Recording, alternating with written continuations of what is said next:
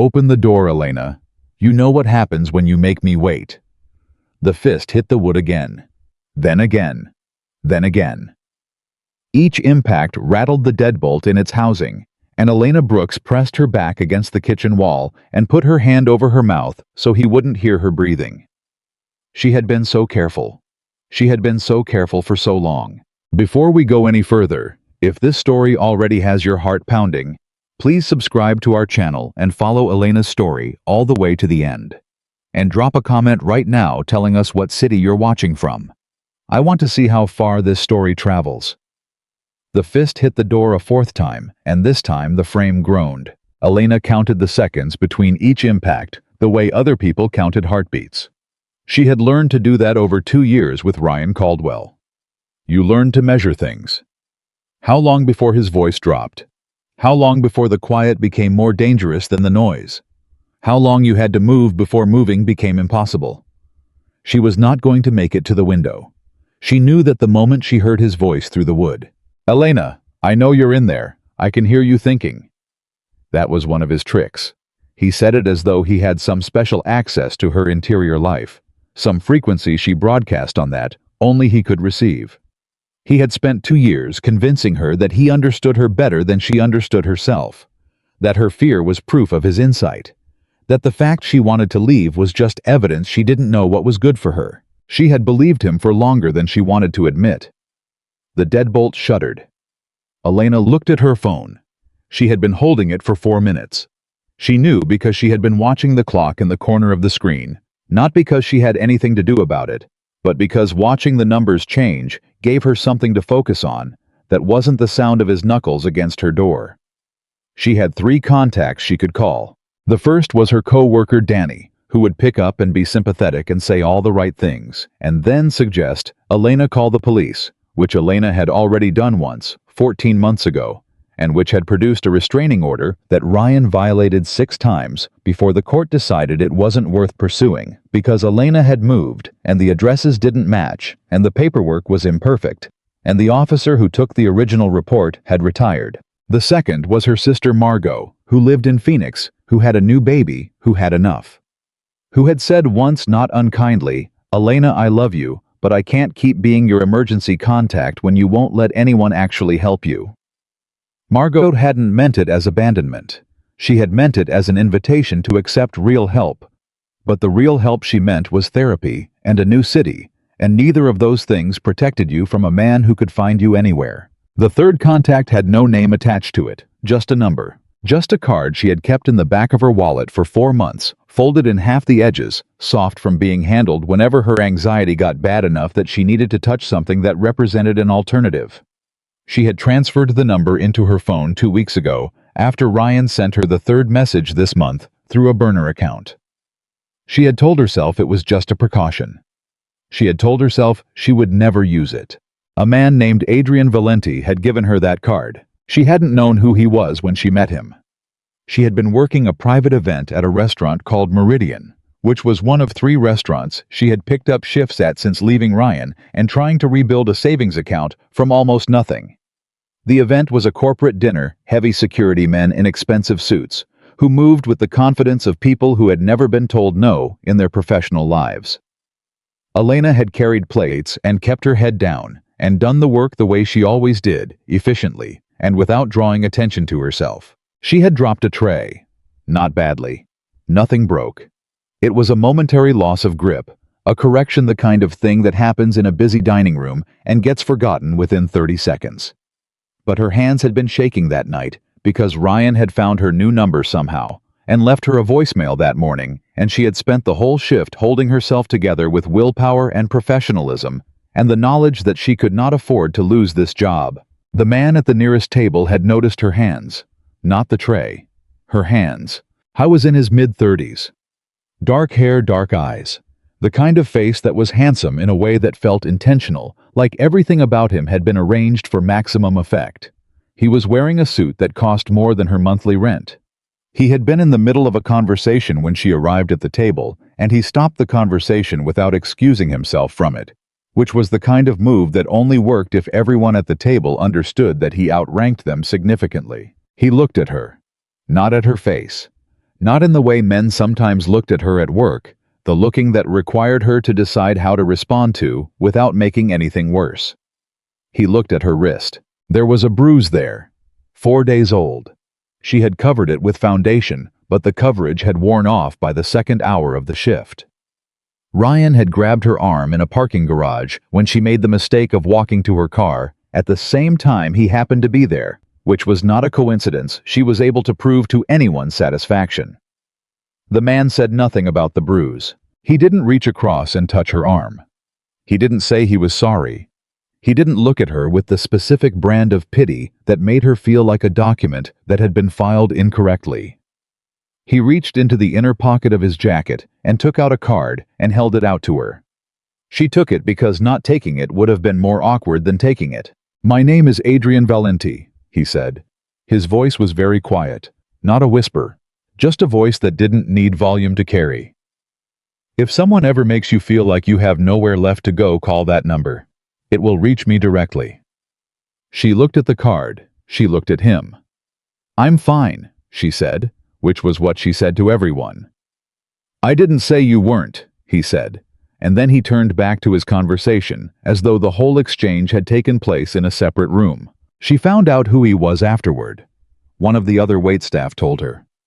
Adrian Valenti, 36 years old, CEO of Valenti Group, which had its fingers in real estate, private security, import logistics, and several other industries that didn't bear too close examination.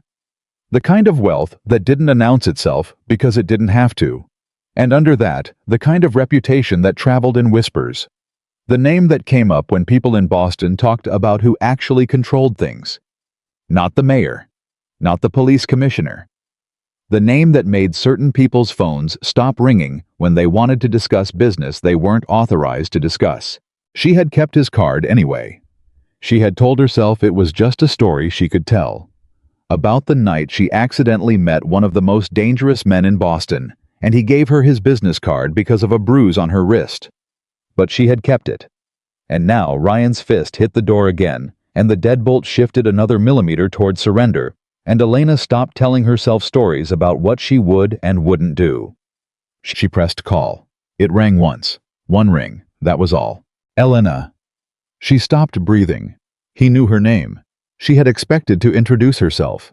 She had planned the opening sentence of this call for approximately 4 months without knowing she was planning it, and her entire plan dissolved because he knew her name before she said a word.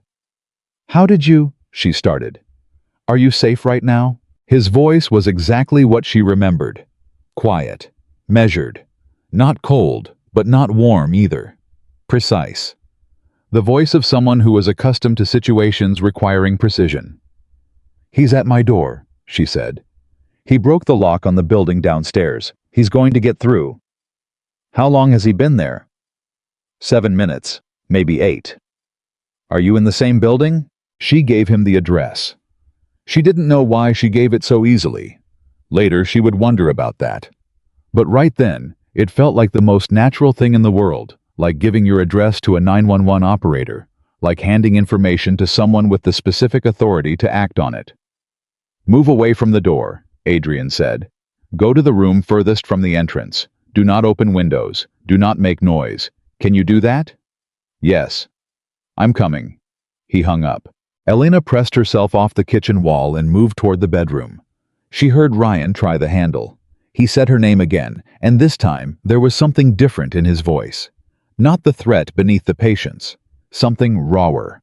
Something that sounded almost like desperation, and Elena knew from experience that his desperation was the most dangerous version of him.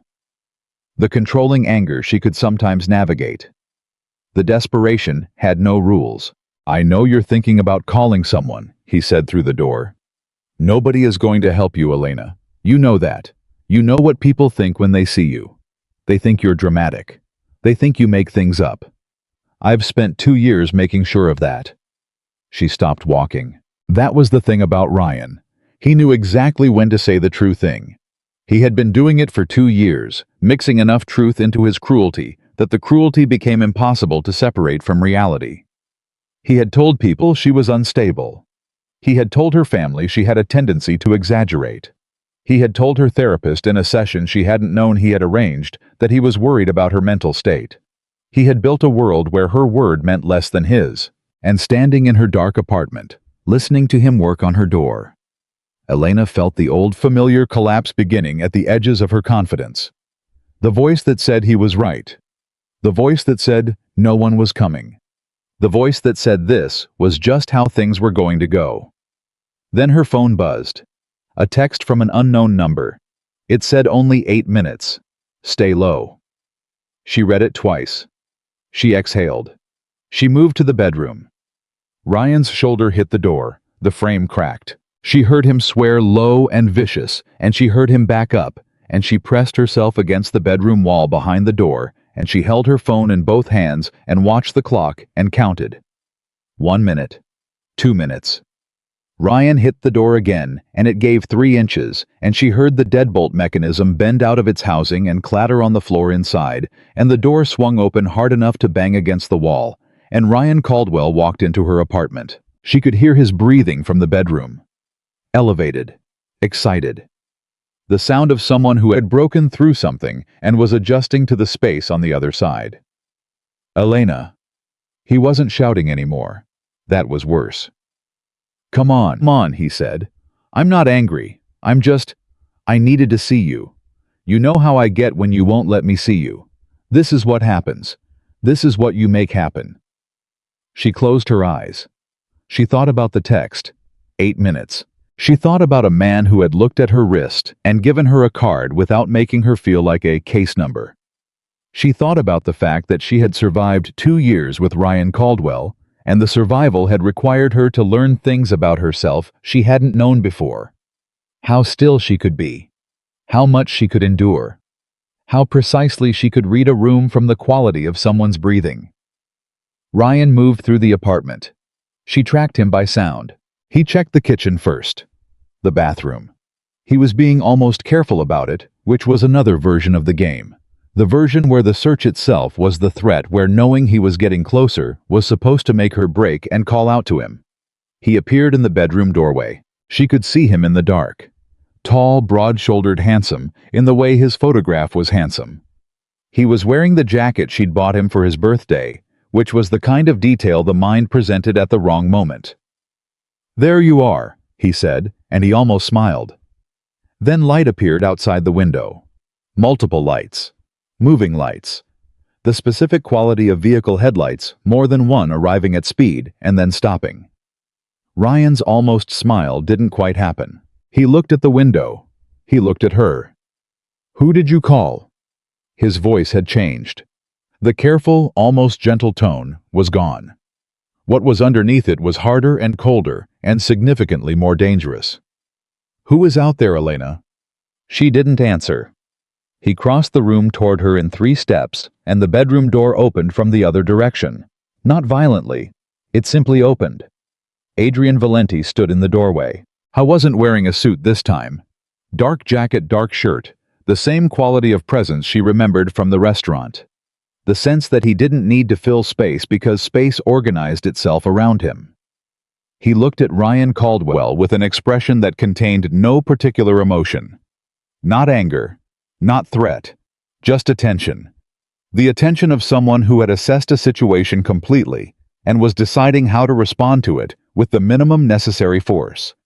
He said nothing. He just stood there. And Ryan, who had spent years understanding how to dominate a room, felt the room reorganize around this man's silence and didn't know what to do about it. Who are you? Ryan said. The person she called Adrian said. Ryan made a calculation. Elena could see him making it. He was taller than Adrian and heavier and younger, and he had spent years using physical size as a form of argument. He was deciding whether those calculations applied. This is a private matter, Ryan said. Between me and Elena. Nobody invited you. She invited me, Adrian said. She called. I came. You don't know what's going on here. I know enough.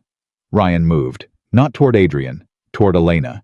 He grabbed her arm, the same wrist, and pulled her in front of him, and she felt the old familiar weight of being used as scenery in someone else's argument. Adrian's expression changed. Not much. But it changed. I took one step into the room, and the two men who had moved silently into the apartment behind him moved to positions in the doorway without being instructed, and Ryan looked at them and looked back at Adrian and made a new calculation. "You can't threaten me," Ryan said. "I'll call the police." "Do," Adrian said. "Tell them what happened, that you found her new address, broke into her building, broke down her door, grabbed her arm. Tell them all of that." Silence. "Let go of her arm," Adrian said. His voice didn't rise. It didn't sharpen. It carried the same precise quiet it had on the phone. But something in it shifted the way temperature shifts in a room before a storm, and Ryan's grip on Elena's arm loosened before he made the conscious decision to loosen it. Elena stepped away from him. She moved toward the door. Not toward Adrian specifically. She was not yet a person who moved toward men in moments of crisis. That reflex had been damaged 2 years ago, and it would take longer than one night to rebuild it. She moved toward the exit, the way out, the abstract idea of open space. Adrian let her pass. He kept his eyes on Ryan. "Someone is going to stay here tonight," Adrian said to Ryan conversationally, as though they were discussing a scheduling matter. "You're going to leave, and then we're going to have a longer conversation tomorrow about the specific nature of your interest in Elena, because I don't think it's entirely personal." Ryan stiffened. "What does that mean?" "It means go home," Adrian said. "While that's still the worst outcome of tonight." Ryan looked at Elena. She had stopped in the doorway. She was not looking at him.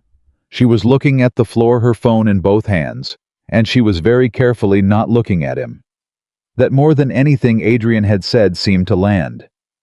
Ryan straightened his jacket. He walked out of the room. He walked out of the apartment. They listened to his footsteps in the hallway, the elevator, the lobby.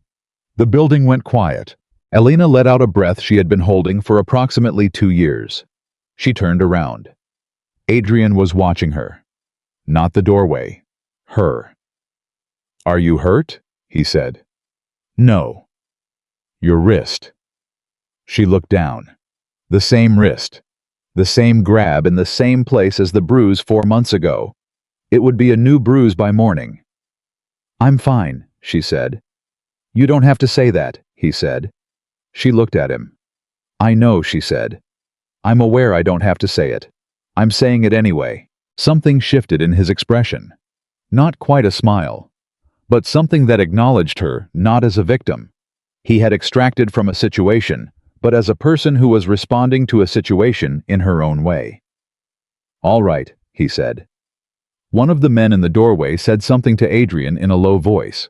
Adrian listened without looking away from Elena. "My team will stay with your building tonight," he said.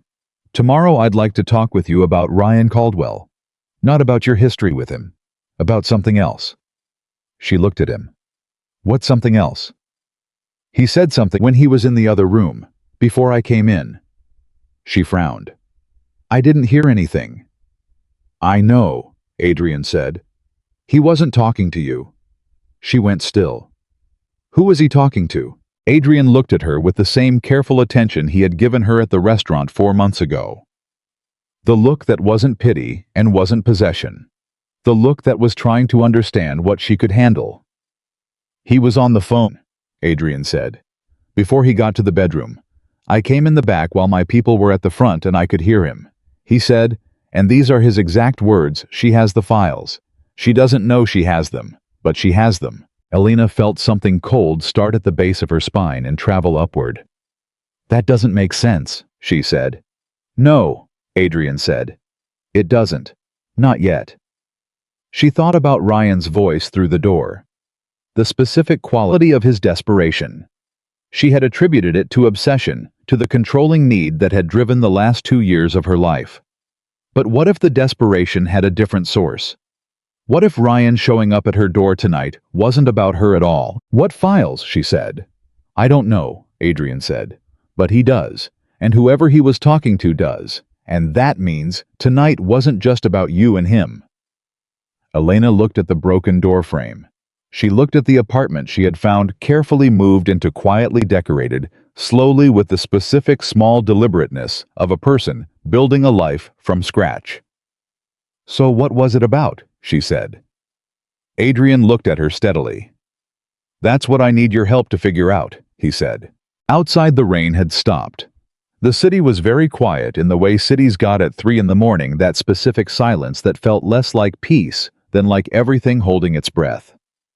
Elena stood in the wreckage of her front door and looked at a man who had answered the phone after one ring and driven across the city, and stood in her bedroom doorway and said her name like it was a fact he was certain of. She thought about Ryan's voice. She has the files. She doesn't know she has them. She thought about the job she'd had 6 months ago, before the restaurant work. The 3 months she'd spent as an administrative contractor for a corporate firm downtown. The kind of job that paid well and required careful discretion and had ended abruptly when the contract was terminated without explanation. She thought about the files she had taken home, the ones she had copied to her personal laptop because she was nervous about losing her work before the contract ended, the ones she had never looked at again because she had been too focused on surviving Ryan to think about anything else. She thought about those files, and she looked at Adrian Valenti. "I might know what he's talking about," she said quietly. Adrian looked at her, not with surprise, with the focused attention of someone whose suspicion had just been confirmed.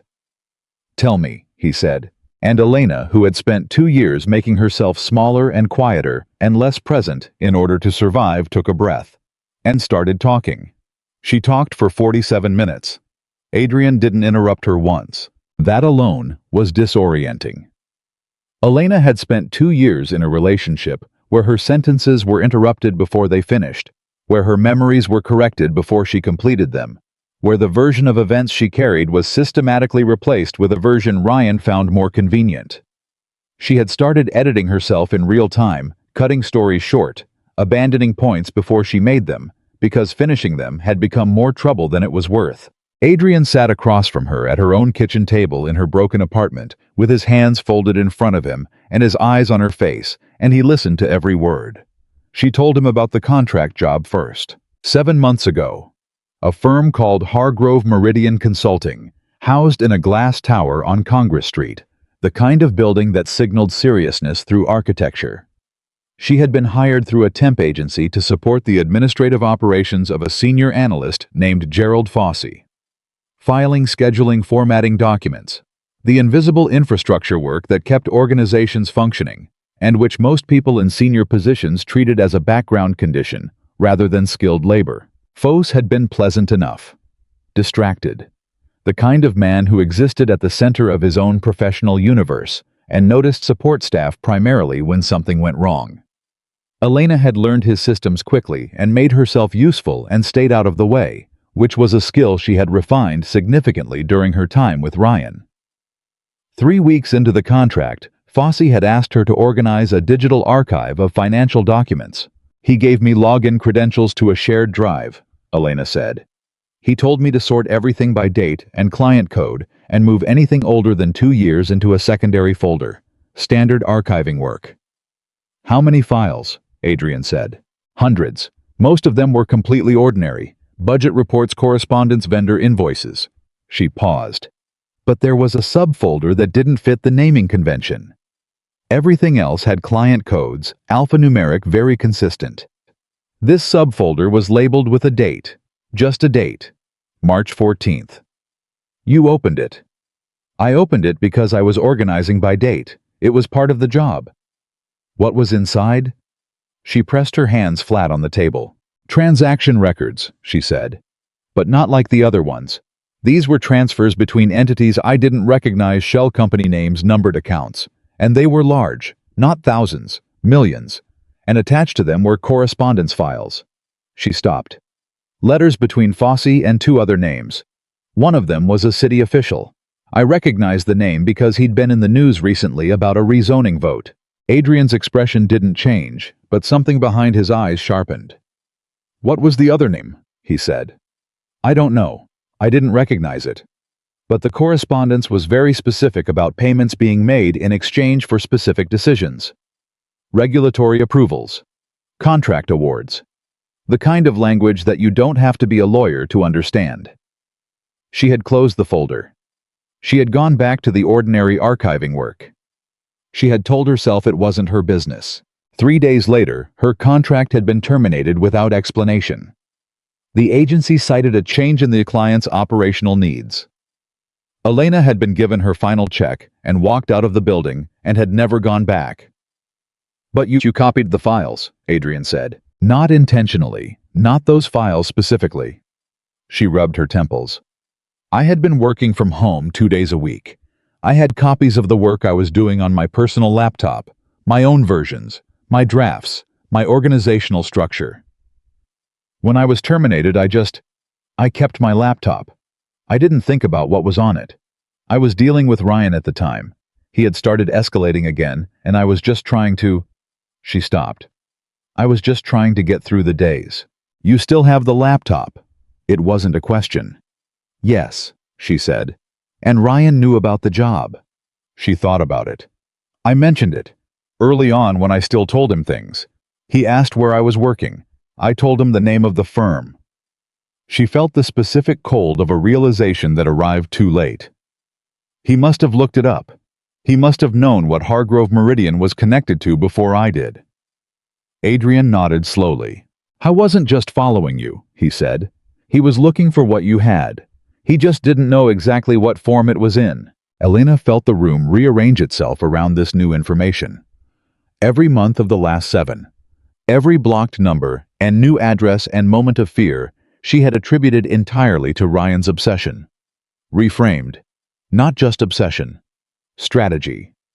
She had been carrying something valuable without knowing it, and the man she had spent 2 years running from had known it the whole time. She felt sick. "The people he was calling tonight," she said. "When you heard him on the phone." "That conversation wasn't with a friend," Adrian said. "The tone was too careful, too professional. He was reporting in." "To who?" "That's what I need to find out." He looked at her steadily. "I need you to understand something. This situation changed the moment I heard that call. What started as a domestic threat has become something significantly more complicated. The people connected to those files, if they're what I think they are, they have resources and they have motive. And they now know that Ryan didn't retrieve what they sent him to retrieve. You think they'll come back? What do I do? Tonight you're not staying here. The door is broken and this address is compromised." He paused. "I have a property outside the city, secure, staff. You would have your own space, your own room, no obligation to interact with anyone you don't choose to interact with. It's not a solution, it's a night." She looked at him. "Why are you doing this?" she said. I'm not ungrateful. I'm asking a genuine question. You don't know me." "I know enough," he said. Which was what he had said to Ryan, but it landed differently this time. "That's not an answer." He was quiet for a moment, long enough that she thought he might not answer at all. "4 months ago," he said, "you were carrying something you didn't deserve to carry, and you didn't ask anyone for help. You just worked your shift. You held onto your tray." He paused. "I've spent a lot of years in rooms full of people who take things from other people. I don't get many opportunities to be on the other side of that." It was the most personal thing he had said. She believed it. "Okay," she said. "One night." She went to get the laptop. The drive out of the city took 40 minutes. Elena sat in the back of Adrian's vehicle and held the laptop on her knees and looked out the window at the Boston skyline, receding behind them, and tried to identify what she was feeling. Not relief exactly. Relief implied a resolution, and nothing had been resolved. Not fear, although fear was present. Something else. The specific sensation of a story she thought she understood, revealing itself to be a completely different story. She had thought tonight was about Ryan. It was about everything Ryan had been hiding inside his obsession. The man in the front passenger seat was the one Adrian had called Marco. She had heard him on the phone briefly before they left the apartment, speaking quietly, clearly handling logistics, the specific efficiency of someone who managed crises professionally. He had looked at her when Adrian introduced them with an expression that was not unfriendly but was measuring, taking inventory. She understood. She was an unknown variable in whatever equation they were managing. "Marco," she said. He turned. "You think this is a bad idea," she said. bringing me. He didn't confirm or deny it immediately, which was itself a confirmation. I think, he said carefully, that you may be more valuable to certain people than you're currently prepared for. He means they'll look for you, Adrian said from the seat beside her without looking up from his phone. Which means looking near you, she said, looking at Adrian. Yes. And that's complicated for you. It's manageable, Adrian said. Marco made a sound that was not quite agreement. Elena filed that away. The dynamic between them was interesting. Marco was clearly not subordinate in the way the other men were. He pushed back. He communicated through implication. He occupied a role closer to counsel than to staff. And Adrian listened to him even when he didn't agree. That told her something about Adrian that she hadn't expected. They arrived at the property, and Elena was given a room that was larger than her apartment. Simply furnished with a window that looked out over what she gathered in the darkness were substantial grounds. Someone had put a bottle of water on the nightstand and a phone charger on the desk. Small gestures. The kind of thing that required someone to think about what a person arriving in crisis might need. She plugged in her laptop. She opened the shared drive folder from 7 months ago. She found the subfolder immediately. March 14th. She had remembered everything accurately. She went through the files, slowly reading what she hadn't let herself read the first time. By 3 in the morning, she understood why they wanted it back. She went downstairs. Adrian was in a room off the main hallway, still on his phone jacket, off the first time she had seen him look like a person rather than a posture. He looked up when she appeared in the doorway. "You need to see this," she said. He followed her back to the room. She turned the laptop toward him. He read for 11 minutes without speaking. Then he said, "Do you understand what this is?" "I think it's a payment structure," she said, "for a series of regulatory decisions that benefited a development company. But the development company isn't the end of it. The money is coming from somewhere else." "It's coming from 3 sources," Adrian said. "I recognize 2 of them." He pointed at the screen. "This one is a holding company connected to a man named Victor Price. He's a private investor. Old money, new methods. This one." He pointed to another. "This one I've been trying to identify for 18 months. It shows up in 3 separate investigations I'm aware of and disappears every time someone gets close." Elena stared at him. "You've been investigating this already. Not this specifically, but the network underneath it." He paused. "Victor Price is not a man you want to have reason to look for you." She let that sit. "Is he more dangerous than you?" she said. Adrian looked at her. "In different ways," he said. "That doesn't comfort me. It's not supposed to. It's the truth." She appreciated that. The truth without comfort. It was the opposite of everything Ryan had ever given her, comfort built entirely from lies. "What do we do with this?" she said. "We need to understand the full scope before we decide how to move. There are names in these files that will determine what options are available and what options are simply suicidal." He paused. "I need to make some calls. It's going to take most of the day tomorrow." "Okay," she said. "Elena." She looked up. "You came downstairs at 3 in the morning instead of waiting until sunrise," he said. "Why?" She thought about it honestly. "Because I've been waiting for things to be resolved since I was 24 years old," she said. "And waiting has never made anything better. It just makes the thing you're waiting about larger." He nodded. "Get some sleep," he said. "A few hours at least." She went back to the room. She did not sleep. She lay in the dark and thought about Ryan's voice through her door. She has the files. She doesn't know she has them. She thought about the fact that this was true, she hadn't known she had them. And she thought about all the other things she didn't know she had. At 7 in the morning, Marco knocked on her door. She was already dressed. He looked mildly surprised. "Adrian wants to show you something," he said. Downstairs, Adrian was standing with a man she hadn't seen before. Late 50s, heavy-set, with the specific bearing of someone who had spent time in law enforcement and never fully left it behind. He looked at Elena with the same measuring quality Marco had, but with less effort to conceal it. "This is Daniel Holt," Adrian said. "He does investigative work for me." Holt nodded at her. "We ran Ryan Caldwell through everything we have," Adrian said. Financial history known association's phone records from the past 6 months. He paused. Ryan has been in contact with an attorney named Stephen Mercer 11 times in the last 3 months. Mercer is Price's legal counsel. Elena felt the cold again. So Ryan wasn't just someone who found out about the files by accident, she said. No, Adrian said. He was introduced to Price's organization 7 months ago, approximately when your contract at Hargrove Meridian ended.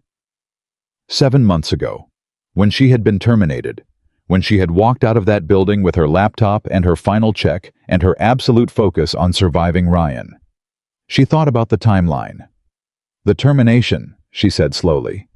It wasn't because the contract changed. No, Holt said, speaking for the first time. His voice was flat and factual in the way investigators' voices often were. We believe someone inside the firm flagged the folder access. Your login credentials registered on the shared drive March 14th subfolder for approximately 11 minutes. Someone saw that. Someone told Price. And Price looked at me, Elena said.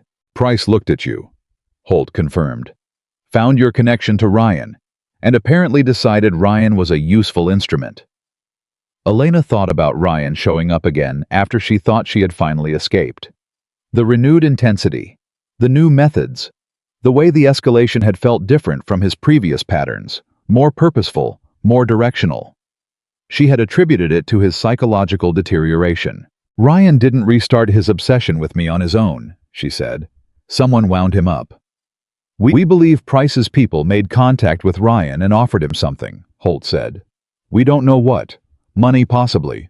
Or leverage. There's evidence Ryan has his own financial problems. They found the worst version of him, Elena said, and they pointed him at me. The room was very quiet. She sat with that for a moment. 2 years of her life. The new addresses, the blocked numbers, the restraining order that went nowhere. The constant recalibration of how to be invisible enough to be safe. All of it a combination of Ryan's genuine obsession and a corporate conspiracy using that obsession as a delivery mechanism. She felt something shift inside her. Not collapse. The opposite. A specific kind of anger that was different from fear. Cleaner. More useful. What do they think I'll do with those files? She said. Holt and Adrian exchanged a look. Price's concern, Holt said, based on the communications we've accessed, is that the files could be used to expose the payment structure. Several of the recipients are public officials. If those transactions became part of a public record or a law enforcement record, the consequences for Price and his associates would be significant. How significant? Federal significant, Holt said. She nodded slowly. So they need the files, she said. Or they need me not to be in a position to use them. Yes, Adrian said. And Ryan was supposed to get them back. Or handle the problem by other means, Adrian said. His voice was very even when he said it. She understood what he meant by other means. She thought about Ryan in her apartment, the particular desperation in his voice, not just the obsession, the deadline pressure. He had been failing at the task they had given him for 7 months, and last night had been an escalation of urgency, not just possession. He's in trouble with them, she said. Ryan, if he came back empty-handed, he's in trouble. Almost certainly, Holt said. Good, Elena said. Both men looked at her. I mean it, she said. Let him be in trouble with them. He spent 7 months using my fear as a cover story for their agenda. He deserves whatever they do to him when he explains that he broke down my door and came home with nothing. She paused. But that means they'll send someone else. Yes, Adrian said. Which means we have a window. Before they assess what Ryan did or didn't accomplish, before they decide on the next step, we have time to move. Move how? He looked at her directly. That depends on what you want to do, he said. These are your files, your history, your decision. I can put you somewhere safe and handle the rest without you. Or, she said. He stopped. Or I can help, she said. You said last night I have something you've been trying to find for 18 months. A thread that keeps disappearing. She gestured at the laptop. It's in there. I spent 4 hours with it last night, And I can already see patterns I don't think you've had access to. I'm good at patterns. It was part of why Fosse hired me. I organize things, I see structures. This isn't archiving, Adrian said carefully. No, it's more interesting than archiving. She met his eyes. I'm not asking you to put me in danger. I'm asking you to let me be useful instead of just protected. The silence stretched. Marco appeared in the doorway. He had clearly been nearby for some portion of the conversation, and Elena had the impression this was intentional on his part, that he had positioned himself to hear this exchange, and Adrian knew it. Adrian looked at Marco. Marco said nothing, but the nothing he said was communicative. Tell her, Adrian said. Marco looked at Elena. There's something else, he said. From the phone records. Ryan called Mercer's office last night, after he left your apartment. He paused. He told them the target was now under Valenti protection. The phrase was specific, clinical. The target. Her. He used those words, she said. He did, Marco said. So they know about Adrian. They knew about Adrian before last night, Marco said.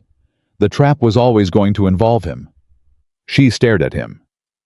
What trap? She said. Marco looked at Adrian. Adrian set his jaw. Tell me, Elena said. Victor Price and I have a history, Adrian said. Business history. He has been trying for 2 years to find leverage over my operation. He hasn't found it through conventional means, so he changed approach. He paused. We believe he identified you as a person connected to sensitive documents, and a person I might be likely to help. And he engineered a situation where helping you would pull me directly into his problem. Elena processed this. He used Ryan, she said slowly, to threaten me, knowing I had your card, knowing there was a chance I would call you, so that you would come, and when you came, you would be associated with those files, and then he would have leverage over you.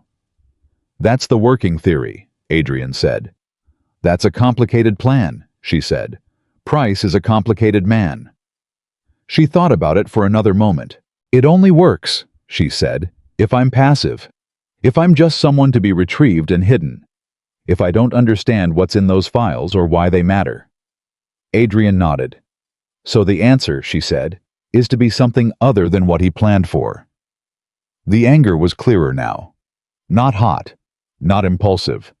The kind of anger that had been compressed by 2 years of necessary stillness and was now finding its shape. She thought about Ryan's voice. She has the files. She doesn't know she has them. She knew she had them. She knew exactly what was in them. And for the first time in 2 years, that knowledge felt like something other than a target on her back. It felt like a weapon. Tell me everything you know about Victor Price, she said. Adrian looked at her for a long moment. Then he pulled out a chair. And they got to work. Victor Price was 61 years old, had never been indicted, and had spent 4 decades making sure those two facts remained permanently connected. Adrian laid it out without embellishment. The way he delivered all information that mattered cleanly in order without the editorial softening that made bad news easier to receive, but harder to act on. He had learned years ago that people made better decisions when they understood exactly what they were facing, and Elena had already demonstrated she was someone who preferred accurate over comfortable. Price had started in commercial real estate in the late 80s. Nothing unusual there. Boston had produced hundreds of men who built fortunes on the city's expansion on the harbor, redevelopment, on the institutional money that flowed through universities and hospitals and biotech corridors. Price had simply been better at it than most. Better at reading which way the regulatory wind would blow. Better at knowing which projects would receive approval before the approval was publicly announced. Better in ways that had never been formally investigated at being on the right side of decisions made by people who were not supposed to have sides. He's never been charged, Elena said, in 40 years. No, Adrian said. That's not luck. No, Adrian said again. It's management. He manages exposure the way other people manage investments. He diversifies. He ensures that every transaction that could be traced has at least 2 layers of insulation between the payment and the decision it purchased. He uses attorneys like Stephen Mercer as buffers. He uses companies that exist on paper to hold money that doesn't officially belong to him. He paused. And he uses people like Ryan Caldwell when he needs something that can't be handled through attorneys. Expendable people, Elena said. People with existing motivations that can be redirected, Holt said from across the table. Ryan already wanted to find you. Price didn't create that drive. He simply gave it a second purpose and a financial incentive. Elena thought about Ryan's face in her bedroom doorway. The way he had grabbed her arm. She had thought she was reading Obsession, and she had been reading something else underneath it, the pressure of a man who had been given a job and was failing at it, and knew what failure meant. "What does Price do?" she said, when Ryan tells him he came back empty-handed. Holt and Adrian exchanged the look again. She was starting to recognize it, the brief consultation between two people who had been working together long enough to communicate in shorthand. "Ryan won't tell him that immediately," Holt said. "He'll manage the report. He'll say there were complications. He'll buy himself time." "How much time?" "Days," Adrian said. "Not weeks. Price is not a patient man when he perceives a threat to his exposure, and those files represent exactly that. So we have days," Elena said. "We have days to build something that makes moving against us more costly than whatever Price gains from the files," Adrian said. "Which means we need to understand exactly who is in those files and what their current exposure is." Elena turned back to the laptop. She had been awake for most of the night with it.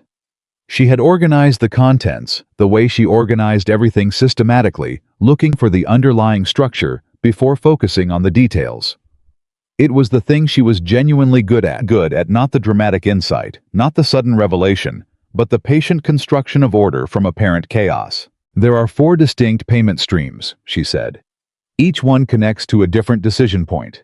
The first is a rezoning approval from 18 months ago that redirected the development boundary on a waterfront parcel. I found 3 payments totaling just under $2 million made to a holding company whose registered agent is a man named Thomas Weil. Weil is on the city planning board." Holt wrote the name down.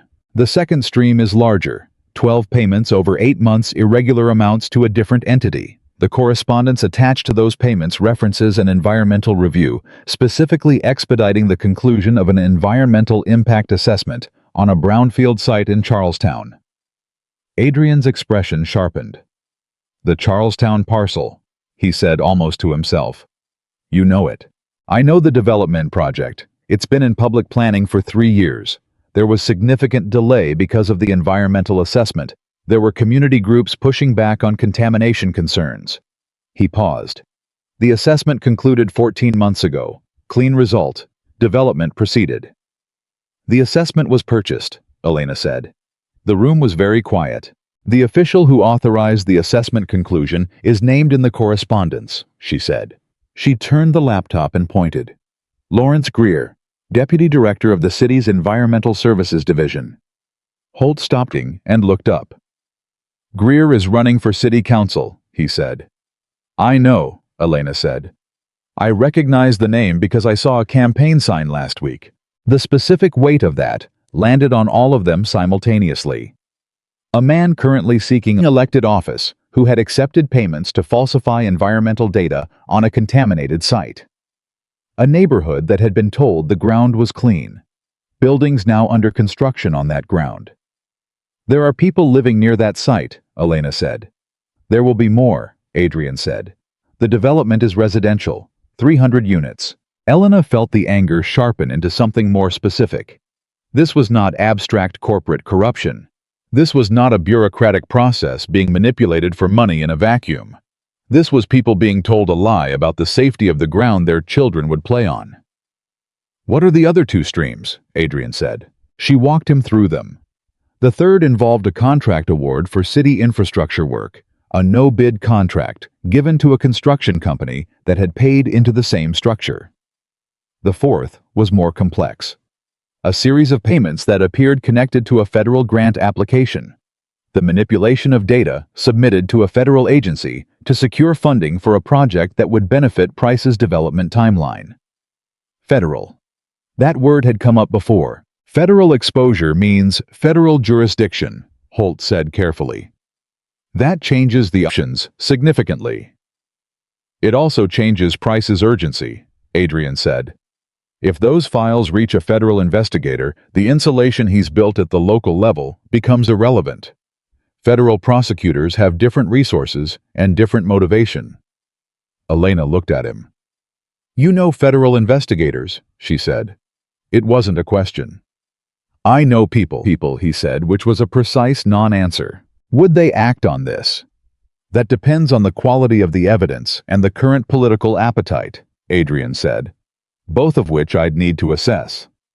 I want to be part of that conversation, she said. He looked at her. Elena. I'm not asking your permission, she said. I'm telling you my position. These are my files. This is my name on the access log that started all of this. Whatever happens next, I'm not sitting in a room waiting to be told about it. The silence was a different kind this time. Marco, who had been leaning against the wall near the door for most of the morning, made a small sound. Not quite amusement. Acknowledgement. Adrian looked at her for a long moment. All right, he said. She turned back to the laptop. They worked through the morning. Holt made calls from another room, speaking in the low, precise tones of a man who had maintained a specific kind of professional network for a long time and knew exactly how to activate it without revealing more than necessary. Adrian worked from his phone and a second laptop, pulling together financial records and corporate registration documents and cross-referencing them against what Elena had found. She watched him work and revised her understanding of him again. He was not simply a powerful man who delegated. He understood the material he was examining. He asked the right questions. He moved through complex financial documentation with the familiarity of someone who had spent years learning how money moved in the dark. At 11:30, her phone rang. Unknown number. She looked at Adrian. He looked at the phone. Answer it, he said. Say as little as possible. Let them talk. She answered. Elena Brooks. The voice on the other end was male, middle-aged, with the clipped professional diction of a man who spent most of his life in conference rooms. My name is Stephen Mercer. I'm an attorney. I represent several individuals who have a business interest in some documents that came into your possession some months ago. I'd like to discuss a resolution. She kept her voice flat. I don't know what you're talking about, she said. I think you do, Mercer said. And I want to assure you that our interest is purely in recovering proprietary materials. There's no intent to complicate your life in any way. In fact, we're prepared to make your cooperation worth your while financially. How did you get this number? She said. A pause. Ryan Caldwell provided it, Mercer said. Elena met Adrian's eyes. Ryan had given them her number, which meant Ryan had confirmed to Price's team that he had located her, that she was real, that she existed at an address that was now compromised. He had given them exactly enough information to be useful, while presumably leaving out the part about Adrian Valenti. I'm going to need time to think about this, she said. Of course, Mercer said, with the smooth warmth of a man who had learned to make coercion sound like courtesy. I'll call again tomorrow morning. I hope we can reach an understanding. These things are always cleaner when they stay out of official channels. He hung up. Elena set the phone down. He called me directly, she said. That means Ryan told them enough, but not everything. He didn't tell them about you. He's protecting himself if he tells Price that Adrian Valenti is involved. Whatever value Ryan has to them disappears. Ryan is managing information to extend his usefulness, Adrian said. Which means we have until tomorrow morning, Holt said, returning to the room. Before Mercer calls back and Elena has to give an answer. 18 hours, Elena said. Approximately, Adrian said. He looked at Holt. What did you find? Holt set a folder on the table. He glanced at Elena briefly and then back at Adrian, and Elena recognized the look, the instinct to filter information based on who was in the room. She stays, Adrian said before Holt said anything. Holt nodded. Ryan's current situation, he said, is worse than we knew. He has significant personal debt, not unusual debt, not credit card debt, structured debt. He borrowed money from people connected to Price's organization before he was formally recruited. Which means he didn't just accept their offer. He was in a position where refusing wasn't really an option. Elena stared at the table. He was already trapped, she said. Before he ever came back into your life, Holt said. Yes, she held that for a moment. Not compassion exactly. She was not in a position to feel compassion for Ryan Caldwell, not after 2 years of fear and a broken door and the bruise on her wrist. But something more complex than simple hatred. The understanding that he had been a person in debt to dangerous people who had pointed him at her like a tool, and he had chosen to comply, and the choice was still a choice, regardless of the pressure behind it. But the picture was more complete now than it had been. Is he dangerous to himself? She said. Holt looked at her, slightly surprised by the question. I mean, she said, if Price decides Ryan has failed, is Ryan in physical danger? Possibly, Holt said. I need you to make sure he's safe, she said to Adrian. I don't want Ryan Caldwell anywhere near my life. But I also don't want him hurt because of this. Adrian looked at her. He broke your door, he said. I know what he did, she said. I know exactly what he did. And I also know that if something happens to him because of this, I'll carry that. So please make sure he's safe. You can do that from a distance. The room was quiet. Adrian nodded. Then Holt's phone rang.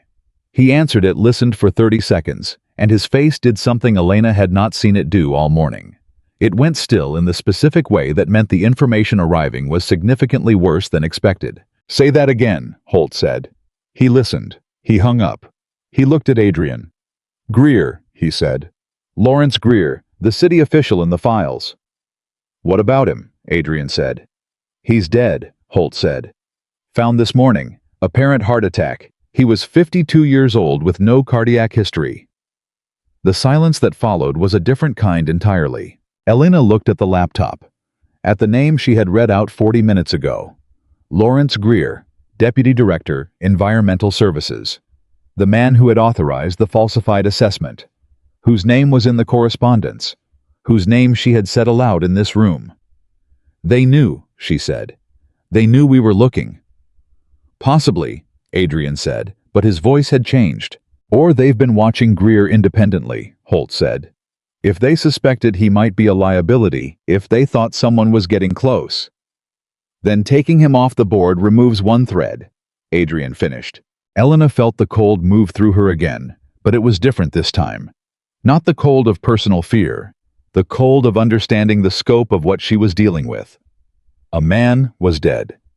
A man whose name she had read from a document she had copied by accident 7 months ago. And whether or not his death was connected to the files, whether or not it was connected to last night, whether or not it was connected to her, the proximity was undeniable. We have to move faster, she said. Yes, Adrian said. The files need to be somewhere they can't be deleted, she said. Multiple copies, and they need to be in the hands of someone who can act on them, someone Price can't reach. I have a contact, Adrian said. Federal level. I've been considering whether to use her for the last 2 hours. Greer changes the calculation. Call her, Elena said. If I call her, this becomes a federal matter, Adrian said. Which means neither of us controls what happens next. The files go into a process. That process has its own timeline, its own priorities. Price may still have windows to act before the process reaches him. Call her anyway, Elena said. Because a man is dead, and I am not going to sit on this because the process is imperfect. Marco made the same sound as before, the acknowledgement sound. Adrian picked up his phone. He made the call. The contact's name, Elena would learn later, was SSA Diane Collier, 12 years with the FBI's Public Corruption Unit in Boston. A woman who had been trying to build a case around the edges of Price's network for 3 of those years without ever finding the center. Adrian spoke to her for 6 minutes. He used careful language that established the existence of documentation without specifying its content over an unsecured line. He arranged a meeting for that afternoon. When he hung up, he looked at Elena. "She's interested," he said. "How interested?" Holt said. "Very," Adrian said. Elena exhaled. Then her phone buzzed. Not a call this time. A text. From a number she recognized one of the burner accounts Ryan had used to contact her before. She read it. She read it again. She turned the phone so Adrian could see it. The text said, "They're already at your apartment. They went back. You need to know I told them you were alone. I didn't tell them about him. But they're looking for the laptop. They know what's on it. There's someone else in this. Someone above Price. I'm sorry. I'm sorry for all of it. Get out." Adrian read it twice. "Ryan," Elena said. "He's warning you," Marco said from the doorway. "He's warning me," Elena confirmed. "Which means he's made a decision about which side of this he wants to be on." She paused.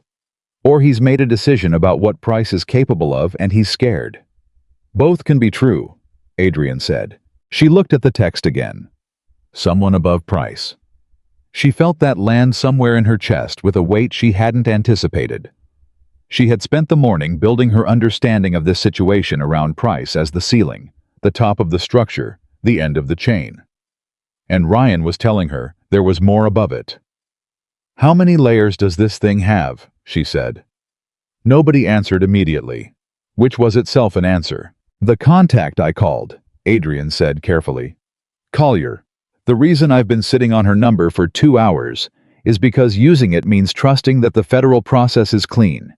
And if there's someone above Price with the resources I think they have." He stopped. "Federal processes can be compromised," Elena said. "They can be slowed," Adrian said. "Redirected. The right people in the right positions can ensure that an investigation takes a particular shape. So we can't just hand over the files and walk away." "We can't just hand over the files and walk away," he confirmed. She looked at the laptop. She thought about something. A detail from the documents she had been reading since 3 in the morning, a detail she had registered and set aside as a curiosity rather than a data point. "There are 2 sets of correspondence in the files," she said slowly. "Most of them are between Fossey at Hargrove Meridian Mercer as Price's attorney and the officials receiving payments. But there's a second set. Smaller. Different tone. The language is more careful. More technical." She paused. "I assumed it was internal administrative communication between people in Price's organization. But the email domain is different. It's not a corporate domain. It's a .gov domain." The room went absolutely still. "Show me," Adrian said. She opened the laptop and found the subfolder. She had organized everything the night before, and she could navigate it precisely now. She found the secondary correspondence and turned the screen. Adrian read. His jaw tightened. He read further. He looked at Holt. Holt looked at the screen and then looked at the ceiling for a moment, in the specific way people looked at the ceiling when they needed to think and didn't want anyone to see their face while they did it. "That domain," Adrian said quietly. "State level," Holt said. "Attorney General's office." Elena felt it before she fully understood it. "Someone in the Attorney General's office is coordinating with Price," she said. "Not just coordinating," Adrian said. "Directing. Look at the language. These aren't responses. These are instructions." She read more carefully. He was right. The emails from the .gov domain were not reactions to what Price was doing. They were ahead of it. They were telling Price where to apply pressure, which decisions to purchase, which officials were accessible, which were not. They were the blueprint. Price wasn't at the top. He was the instrument. Somebody in the state government had been using Price the way Price had used Ryan as an operational tool with plausible distance from the original decision. The payments, the corruption, the falsified environmental data, the purchased contracts, all of it traced back, not to a private investor with old money, but to someone with institutional authority and a .gov email address. Someone who could reach into a federal investigation and reshape it. Someone who could make a deputy director's heart stop. Elena sat back in her chair. "This is bigger than Boston," she said. "Yes," Adrian said. "This is bigger than Price." "Yes. And Collier, your FBI contact." "I need to know she's clean before she gets these files," Adrian said. "I need to know who her supervisor is, who her supervisor's supervisor is, and whether any of those names appear anywhere in these documents." Elena looked at the laptop. She looked at Adrian. "Give me 2 hours," she said. He looked at her. "I cross-referenced names for 3 months at Hargrove Meridian without anyone telling me to," she said. "I'm fast. Give me the names from Collier's chain of command, and give me access to whatever databases you have, and let me work." A long pause. Then Adrian turned to Holt and said a single word. "Access." Holt nodded and set up a second laptop on the table in front of her. She pulled both machines toward her and started. For the next hour and 40 minutes, the room operated at a different speed. Holt moved in and out, delivering printed documents and then removing them. Marco coordinated something on his phone that Elena gathered involved the property's security being quietly upgraded. Adrian worked alongside her, not directing, not hovering, simply present and available when she needed a name, checked against a source she didn't have access to. It was the most functional working partnership she had experienced in years. At 1:15 in the afternoon she found it. "Adrian," she said. He crossed to her immediately. She pointed at the screen. A name from the .gov correspondence. A name that appeared 3 times in the emails directing Price's operations. She had run it through 2 different databases, and it had come back attached to a position she recognized immediately. It was attached to the office that supervised federal corruption investigations in the state of Massachusetts. The person directing the corruption was in the office responsible for prosecuting it. Adrian looked at the screen. He looked at Elena. "If we take this to Collier," Elena said quietly, "and Collier's work flows upward through normal channels."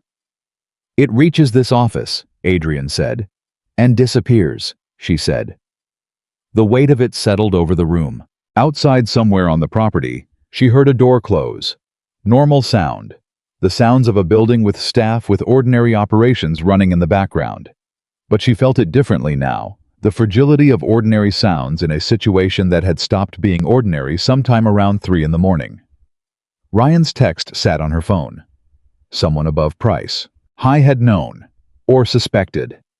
He had been close enough to Price's operation to feel the shape of what was above it without seeing it clearly. And he had warned her anyway. "What do we do?" she said. Adrian was quiet for a long moment. "We find a way around the normal channels," he said. "There isn't a way around the Department of Justice," Holt said. "There isn't a way around the office we've identified," Adrian said. "That's different." He paused. "There are federal prosecutors in other jurisdictions. There are congressional oversight pathways. There are journalists who have spent years building infrastructure specifically designed to handle material like this without running it through compromised institutions. We take it outside the state," Elena said. "We take it outside the state," he confirmed. She nodded. She looked at the documents. At the months of careful corruption laid out in organized files that she had accidentally taken from a job she'd been quietly erased from.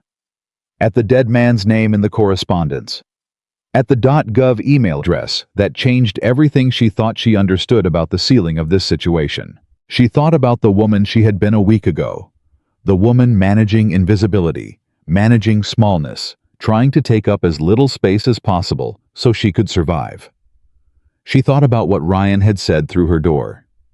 You know this ends easier if you stop running." She wasn't running anymore. She closed both laptops and looked at Adrian. "Make the call," she said, "but not to Collier. Who else do you have?" And Adrian reached for his phone. The name Adrian gave her was Catherine Marsh. Not a federal prosecutor. Not a law enforcement official. A journalist, senior investigative correspondent for a national publication that had broken 4 major corruption stories in the past 8 years and had the legal infrastructure to protect sources that most newsrooms could only dream about. A woman who had spent 2 decades building a reputation for accuracy so precise that when she published something, the institutional response was never denial. It was damage control. "She's not in Boston," Adrian said. "She's in D.C., and she has her own secure channels. She won't receive the files through anything that can be monitored locally." "How long has she been working on Price?" Elena said. Adrian's expression shifted slightly. "She hasn't. She's been working on something adjacent the broader network of state-level corruption in the region. I don't know if she has price specifically, but she'll recognize what we have. Immediately, he said. Holt was already preparing the encrypted transfer. Elena watched him work and thought about what she was about to do. Handing these documents to a journalist meant releasing control of them, the timing, the framing, the sequence of exposure. It meant trusting that someone else's professional judgment and institutional protections were solid enough to survive contact with people who had already made one man's heart stop. It also meant the files would exist in a place Price couldn't reach by searching her laptop. Do it, she said. While Holt worked, Adrian pulled her aside. Not dramatically, not with the manufactured privacy of someone who wanted the gesture to land. He simply moved to the corner of the room, and she followed because the quality of his attention made it clear he had something to say that the others didn't need to hear. Before we send anything, he said quietly, I need to ask you something. She waited. The correspondence in the files, the .gov emails directing Price's operations, the name attached to that address. He paused. Is there any possibility you misread it? Any possibility the database cross-reference returned an error? She looked at him steadily. I ran it twice, she said. Through 2 different sources. The name is consistent across both. Say it again, he said. Robert Ashton, she said. Deputy Chief of the Public Integrity Division, Massachusetts Attorney General's Office. Adrian closed his eyes for exactly 2 seconds. She registered that. The 2 seconds. The controlled reaction of someone absorbing information that rearranged his understanding of his own situation. You know him, she said. We've met, Adrian said carefully. He's investigated you, she said. It wasn't a question. His office opened a review of my operations 14 months ago, Adrian said. It was closed 6 months later, no findings. He paused. I assumed it was a routine review. I assumed the closure meant there was nothing actionable. Elena felt the pieces rearrange themselves. It wasn't routine, she said slowly. He was looking at you, and when he didn't find what he needed, he closed the review and moved to a different strategy. She stopped. Victor Price. Adrian looked at her. Ashton needed leverage over you, she said. He didn't find it through the official review, so he engineered a situation. He used Price to create a scenario where you would become involved with these files, where your name would be connected to the documents, where he could then reopen the review with something concrete. A setup, Adrian said. Not just for you, for both of us. From the beginning, Elena said. The trap wasn't just about the files. The files were the mechanism. You were the target. The silence between them had a different quality than any previous silence that morning. It was the silence of 2 people who had just understood that they were connected not by circumstance, but by design, that someone above both of them had looked at their separate vulnerabilities and decided they were useful in combination. Adrian had been a person with power and no clean exposure point. Elena had been a person with files and no awareness of their value. Together they were a story that could destroy him if it was told the wrong way. Ashton didn't count on one thing, Elena said. What? Me knowing what's in those files, she said. He assumed I was a delivery mechanism. He assumed I'd be frightened and managed, and that the files would end up where he needed them in your possession, associated with your name, without any record of his own involvement. She paused. But I read everything, and I can see his fingerprints on the whole structure. Adrian looked at her with an expression she hadn't seen from him before. Not the careful attention of someone managing a situation, something rawer than that. Marco was right about you, he said. She blinked. Marco doesn't trust me. Marco said this morning while you were upstairs that you were either exactly what you appeared to be or the most sophisticated actor he had encountered in 15 years of watching people perform under pressure. He paused. He said either way, he couldn't tell the difference, and that was either very good or very bad. She almost smiled. What did you say? I said it was very good, Adrian said. Holt called from across the room. Transfer is ready. I need a decision. They returned to the table. Elena looked at the packaged files on Holt's screen. Everything she had spent the night organizing, now prepared for transmission to a journalist 800 miles away who didn't know it was coming. Send it, she said. Holt looked at Adrian. Adrian nodded. Holt sent it. In the 3 seconds it took the progress bar to complete, Elena felt the shift. The documents were no longer only on her laptop. They existed now in the hands of someone whose entire professional identity was organized around protecting exactly this kind of material. Price could search her apartment, destroy her laptop, silence every local contact who had touched these files. The information had escaped the container. She exhaled. Then Marco walked in from the hallway, and the expression on his face stopped everything. "Ryan Caldwell," he said. "He's here." Nobody spoke for a moment. "Here," Adrian repeated. Not a question, a clarification request. "At the gate," Marco said. "Alone. No vehicle we can identify as Price's. He's on foot, and he's asking to speak to Elena." Elena felt the familiar cold start in her chest, and then deliberately she let it pass through her without stopping. "Let him in," she said. "Elena," Adrian started. "He warned me this morning," she said. "He didn't have to do that. He could have stayed useful to Price for another day by staying quiet.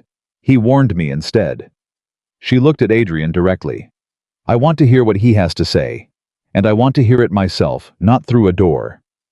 Adrian held her gaze for 3 seconds. "Marco stays in the room," he said. "Fine," she said.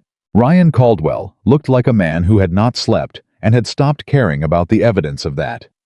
He walked into the room and saw Elena and stopped. He saw Adrian and Marco. He looked at all of them, and then back at Elena, and the expression on his face was something she had never seen there before in 2 years. It was shame, not performance. Not the calculated remorse he deployed when he needed her to stay.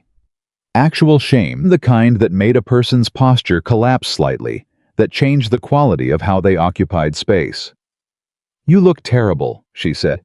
"Yeah," he said. "Sit down," she said. He sat. She stayed standing. That was deliberate, and she knew it was deliberate, and she didn't apologize for it internally. "Tell me what you know," she said. "All of it. Not the version you were going to manage. Everything." Ryan looked at the table. He looked at his hands. "I met a man named Harlan Pierce 14 months ago," he said. "He said he represented investors interested in a particular piece of real estate litigation I had been involved with peripherally. He said my knowledge of certain parties was valuable. He offered me $20,000 for a consultation." Elena said nothing. "I took the money," Ryan said. "I needed it. I had debts I hadn't told you about. I had made some decisions." He stopped. "It doesn't matter why. I took the money." And then Pierce came back 3 months later with a different ask. He said they needed information about someone I had access to. Someone who had inadvertently come into possession of documents they needed back. "Me," Elena said. "You," he said. "He knew your name. He knew about the job at Hargrove Meridian. He knew you had taken files home before the contract ended. He said all they needed was for me to retrieve the laptop or confirm it had been destroyed." He paused. "He said no one would be hurt." "You believed that," Elena said. Her voice was flat. "No," Ryan said quietly. "I didn't. But I had already taken their money twice, and I didn't see a way out." He looked up at her. "I know what that sounds like. It sounds like you made a choice," she said. "And then you kept making it." "Yes," he said. "That's what it was." The room held that. "What changed?" Adrian said. Ryan looked at him. The complicated look of a man addressing the person who had removed him from Elena's apartment 2 nights ago. "Greer," Ryan said. "Lawrence Greer. When I heard this morning that he was dead." He stopped. "Pierce called me 2 hours after the news broke. He said the situation had evolved, and I needed to accelerate my timeline with Elena. He said the laptop needed to be retrieved today, or the situation would require a different kind of resolution." "A different kind of resolution meaning Elena," Holt said from across the room. Ryan's jaw tightened. "Yes." "And that was the line," Elena said. "Yes," Ryan said. She looked at him for a long time. She thought about 2 years. She thought about the bruises and the broken door and the restraining order that went nowhere, and the way he had spent years making her smaller because smaller was easier to control. She held all of that and looked at the man across from her and understood something she hadn't expected to understand. How was both things simultaneously? The man who had hurt her genuinely and deliberately and without sufficient remorse for most of those 2 years. And the man who had drawn a line at her physical safety when it became concrete and immediate and unavoidable. Both things were true. The first didn't erase the second. The second didn't redeem the first. "Who is Harlan Pierce?" she said. Ryan shook his head. "I don't know who he actually is. Pierce isn't his real name, I figured that out early. He's a go-between. He represents whoever is actually running this." "Ashton," Adrian said. Ryan's head came up sharply. "You know the name," Adrian said. It was not a question. Ryan's face went through several things in quick succession. Surprise. Recognition. The specific fear of a man who had just understood that the people in this room knew more than he had prepared for. "Ashton reached out to me directly once," Ryan said. 3 months ago. He wanted to know if I had confirmed the laptop's location. He presented himself as a federal attorney conducting a review. He made it sound official. He made it sound like cooperating with him was cooperating with the government. "Did you record that conversation?" Holt said immediately. Ryan looked at him. "No," he said. Then he paused. "But I have his emails." Silence. "He emailed you directly," Adrian said, "through a private address, not his .gov address." Ryan reached into his jacket and produced his phone. "But the content is specific enough. He references the review by name. He references the documents.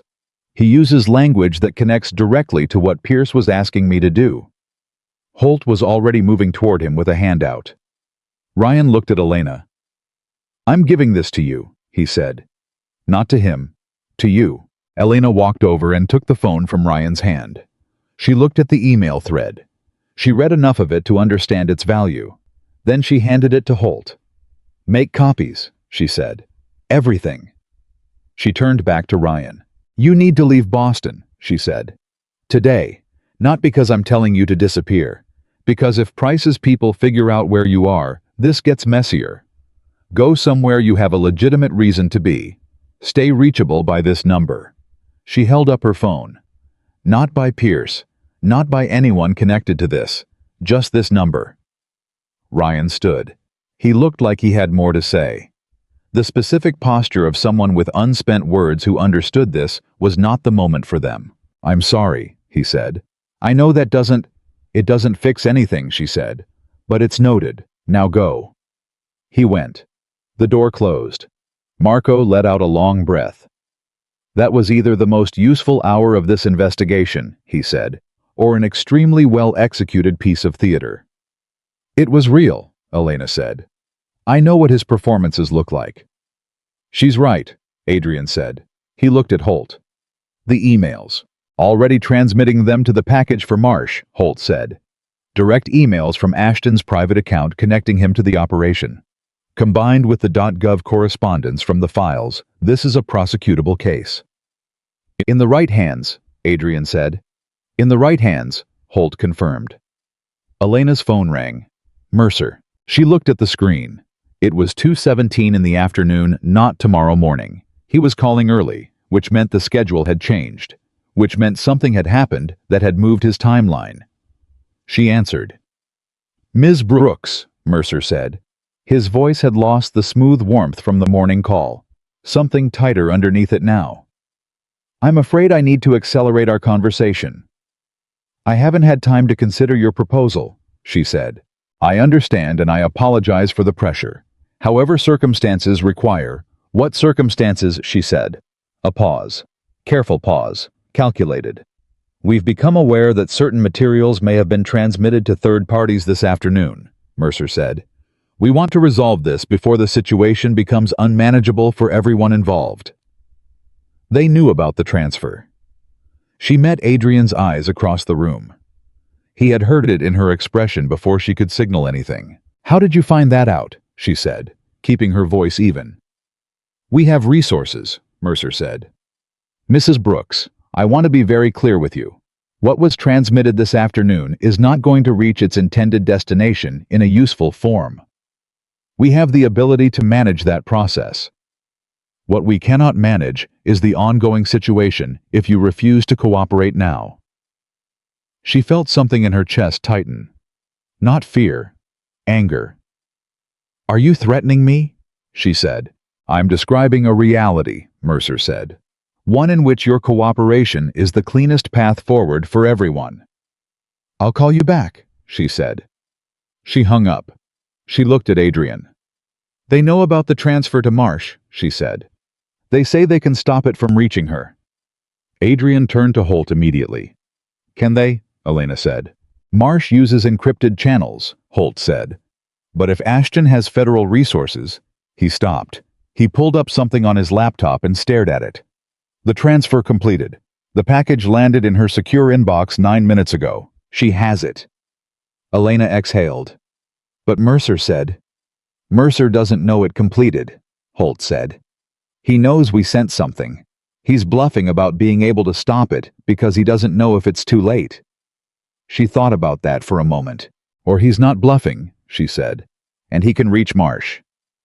The room shifted. Adrian picked up his phone and called Marsh directly. The call rang 4 times and went to voicemail. He left a precise, measured message, no names, no details, the specific brevity of someone communicating urgency without context. He called a second number, also voicemail. She's not picking up, he said. Elena felt the ground change underneath her. Marsh had the files. But if Marsh couldn't be reached if something had already been done to prevent her from acting on them, then the transfer that had felt like freedom might have become a dead end. She thought fast. Marsh isn't the only copy, she said. We still have the originals. Price knows the laptop exists, Adrian said. They'll move on the apartment again, or they'll move on this property. Then the originals need to move, she said. And they need to go to multiple places simultaneously. Not one journalist, not one channel, multiple. If we scatter it, we lose control of the narrative, Holt said. We already lost control of the narrative, Elena said. Someone above Price has federal resources and knows we transmitted materials this afternoon. Control is gone. What we have instead is saturation. We send it to enough places that stopping it becomes impossible. Marco and Holt both looked at Adrian. Adrian looked at Elena. Names, he said. Do you know other journalists? No, she said. But I know something better. She sat down at the laptop. I spent 3 months at Hargrove Meridian reading documents. I organized their entire client communication archive. And I remembered names because I always remember names. She started typing. The City Planning Board review that rubber-stamped Price's waterfront rezoning, there were 2 board members who voted against it. Both of them filed formal objections that went nowhere. Their names are in the public record. Dissenting officials, Holt said, with documented histories of opposition to this specific project, Elena said. If they receive the files directly, not through a law enforcement channel, not through a channel, Ashton's office can intercept. They have both standing and motivation to act. They can request independent state review. They can go to their own attorneys. They can talk to journalists themselves. Their communication channels aren't secure, Holt said. Their communication channels are also not ones that Ashton is monitoring, Elena said. He's watching federal channels. He's watching me. He's watching Adrian. He's not watching 2 city planning board members who voted the wrong way 18 months ago and have been professionally sidelined ever since. She looked up from the laptop. It's the thing nobody expects, she said. Not the powerful channel, the invisible one. Adrian was quiet for a moment. Then he said, Holt. Already looking them up, Holt said. They worked quickly. Elena found the names in the files Patricia Okafor and James Rennick, both still seated on the board, both publicly on record with their objections. Holt found contact information. Adrian prepared a transmission package, stripped of anything that identified Elena or himself, directly organized to make the relevant evidence immediately legible to someone who understood the planning process. We're also sending to 2 attorneys, Adrian said. One in New York, one in Chicago, both with public integrity practices. If any of the 5 receive it and act, the others become redundant. The more redundant channels, the safer we are. 5 simultaneous transmissions, Marco said. Starting now, Adrian said. Holt began the process. Elena watched the progress bars and thought about what Mercer had said. The ongoing situation if you refuse to cooperate. She had spent 2 years cooperating with the version of reality Ryan built around her. She had cooperated by being quiet, by moving, by reducing herself. She had mistaken cooperation for survival. Survival was this: doing 5 things at once before the other side could catch up. Her phone buzzed. Text from an unknown number. Different from Ryan's burner. Different from any number she recognized. It said, "Stop what you're doing. I can make all of this go away for you. Meet me. Alone. I'll explain what I can offer." She stared at it. She said aloud. Adrian crossed the room. He read the text. His expression went very still. "Ashton," he said. "He's texting me directly," she said. "He's bypassing Mercer. He's bypassing Price. He's panicking," Marco said, reading over Adrian's shoulder. "He's deciding which pieces to save," Adrian said. "If the files reach multiple destinations simultaneously, Price becomes uncontrollable. Mercer becomes a liability. The whole structure he's built becomes evidence against him instead of protection." He paused. "He's trying to cut a separate deal. With you. Without the others knowing." Elena read the text again. "Make all of this go away." She thought about what that meant. The specific promise of a man in a position of institutional power to a woman he had spent months treating as a movable piece on someone else's board. He was offering to make her problem disappear, which meant he still believed she was primarily motivated by making her problem disappear. He still thought she was afraid. He still thought fear was what was driving her. She picked up her phone. She typed a reply. She typed, "You had Lawrence Greer killed. There's nothing you can offer me." She sent it. The room was absolutely silent. "Elena," Adrian said carefully. "He needed to know we know," she said. "And he needed to know that I'm not negotiating." Adrian looked at her for a long moment.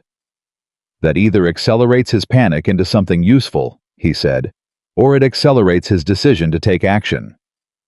Then we better make sure all 5 transmissions complete before he decides," she said. She turned to Holt. "How long?" 3 minutes, Holt said. She looked at the progress bars. 3 minutes had never felt so specific. Ashton's reply came 90 seconds later. The text said, "You don't know what you're holding. You don't know who's behind me. Walk away while you still can." She showed it to Adrian without speaking. He read it. He looked at her. "He just confirmed Greer," she said. "He confirmed Greer." Adrian agreed. "And he confirmed there's a layer above him." The progress bars continued. She kept her eyes on them. 2 minutes. Holt said, "First transmission complete. Okafor." She breathed. 1 minute 30. "Second complete. Rennick." She breathed again. 1 minute. Her phone rang. Not Ashton's number. Not Mercer's. A number she didn't recognize with a DC area code. She answered. "Ms. Brooks." A woman's voice. Precise, warm in the specific way of someone who had learned to be warm in service of accuracy. "This is Catherine Marsh. I've been looking at what Adrian sent me for the past hour. I have some questions, and I'd like to ask them before I lose the window to reach you safely." Holt said quietly behind her. "Third complete. New York." Elena closed her eyes for 1 second. "Ask them," she said to Marsh. And the final pieces began to move. Catherine Marsh asked 11 questions in 22 minutes. Elena answered every one of them. She answered while Holt confirmed the 4th transmission complete Chicago, and then the 5th back to Marsh's own secure inbox as a redundant copy with supplementary material attached. She answered while Adrian stood 3 feet away, and Marco monitored the property's external cameras, and the room operated at the specific controlled intensity of people who understood that the next hour would determine everything. Marsh's questions were precise. She didn't ask about Ryan, didn't ask about Adrian, didn't ask about the personal history underneath the documents. She asked about the structure of the payment network. She asked about the chain of authorization in the .gov correspondence. She asked Elena to walk her through the timeline of the Charlestown environmental assessment, the dates of the payments, the date of the assessment conclusion, the gap between them. She asked about Greer. Lawrence Greer, Elena said. His name appears in 4 of the payment confirmations. He authorized the assessment conclusion on, she checked her notes, March 3rd. The final payment to his associated entity cleared on February 28th, 4 days before the conclusion was signed. You have the bank records confirming that sequence, Marsh said. I have the transaction records from the files and the timestamp on the signed conclusion from the public planning record, Elena said. They align. That's enough for a timeline, Marsh said, combined with the cause of death question. I can't prove Greer's death wasn't natural, Elena said. I want to be clear about that. I'm not telling you he was killed. I'm telling you he was 52 years old with no cardiac history, and he died the morning after we identified his name in these files. Noted, Marsh said. I appreciate the precision. That was the moment Elena understood who Catherine Marsh was. Not a person who wanted a dramatic story. A person who wanted an accurate one. The distinction mattered enormously. Ms. Brooks, Marsh said, I need to ask you something outside the scope of the documents. Ask. The man who facilitated your access to these files, Adrian Valenti.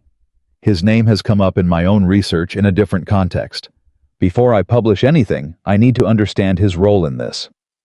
Elena was quiet for a moment. He answered the phone when I called, she said.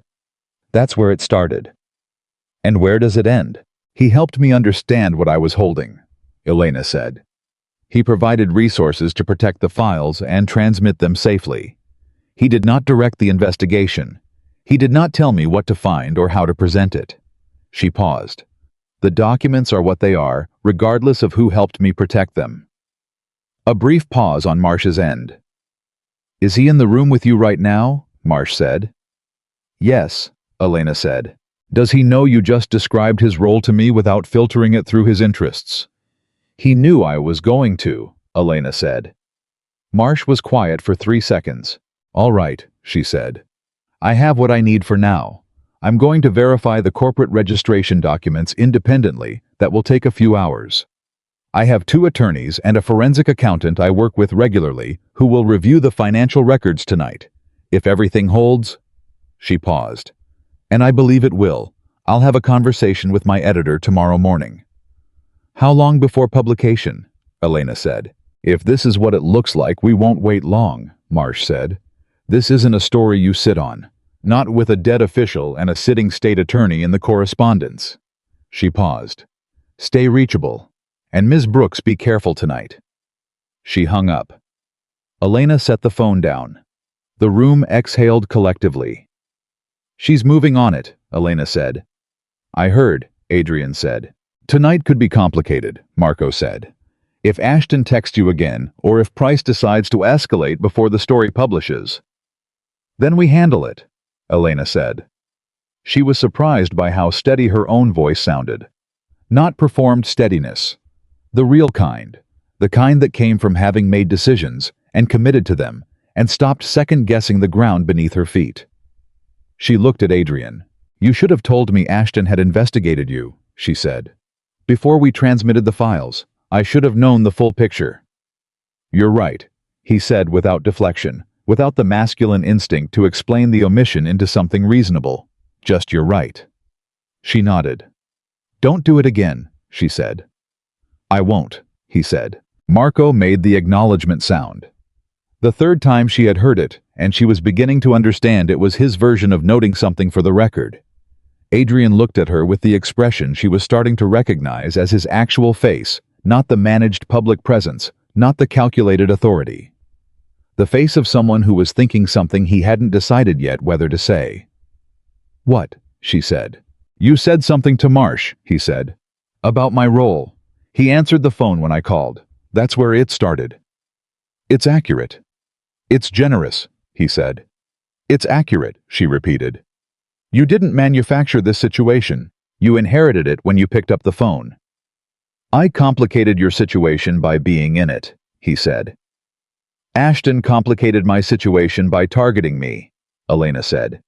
You answered the phone. Those are not morally equivalent. He was quiet.